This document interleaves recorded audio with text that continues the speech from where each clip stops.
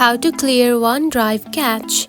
If you have been using the OneDrive application and wondering on how to clear the cache of this app, don't worry. In this video, I will show you how to do it. So let's get started. First of all, open the settings application just like this. Then scroll down and tap onto general right here. Select it. Then tap onto iPhone storage right here. Tap on it. Then scroll down and simply find the app OneDrive. Just like this, after locating the app, tap on it. Then tap onto Offload app right here. This will free up storage used by the app but keeps documents and data. So after offloading the app, the cache of the OneDrive will be cleared. And reinstalling the app will place back your data if the app is still available for download.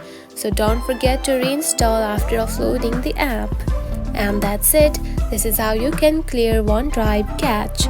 Now your app will run more smoother. If you found this video helpful, don't forget to like and subscribe for more tips. Thanks for watching.